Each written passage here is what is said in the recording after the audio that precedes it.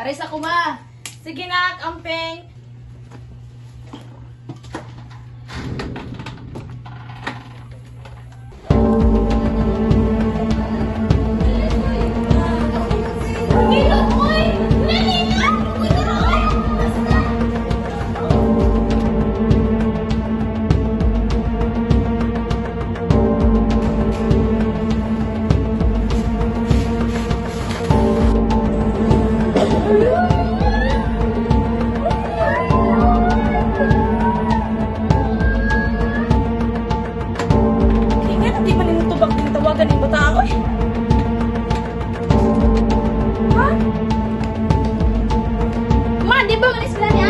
Asa na ba?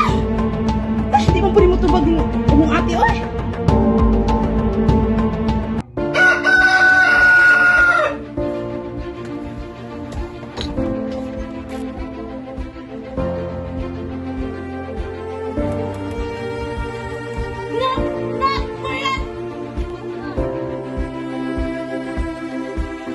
Thank you, Lord. Okay na po, anak.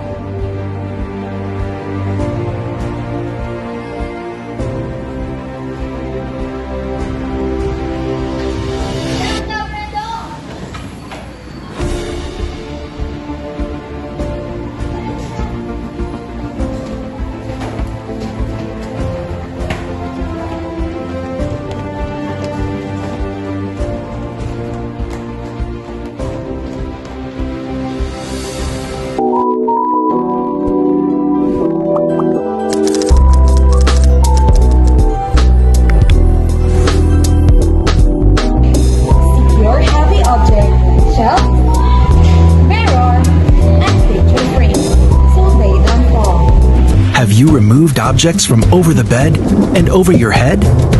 Anchored your possessions securely to the wall. Prepare an emergency kit for foods, waters, flashlights, batteries, and first aid supplies. An SOS sign made by you for this purpose.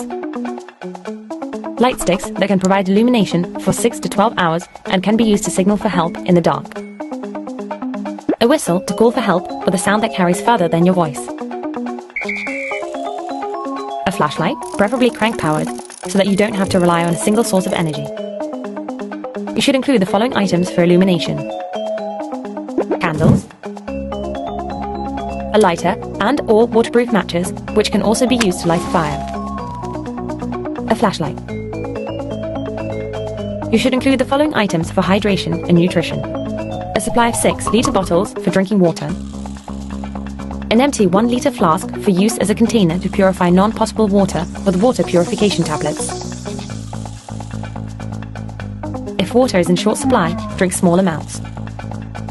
Remember that you can survive for several days on less than half a litre a day. Supply of non-perishable goods, such as canned goods. If you have no water, it is advisable not to eat, as this could increase dehydration. A container with 8 litres of water for drinking and basic hydration purposes.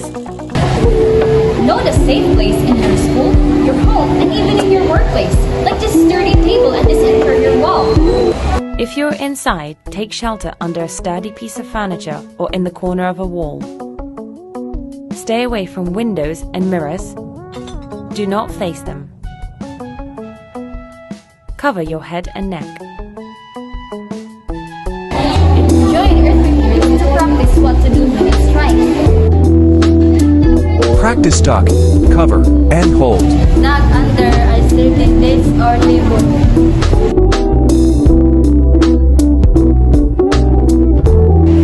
Hold on until the shaking stops. After the shaking stops, look around. Figure out what to do. Stay away from damaged areas. Turn on a radio. Reach out for help.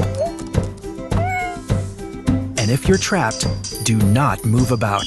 Stay calm. Only shout as a last resort.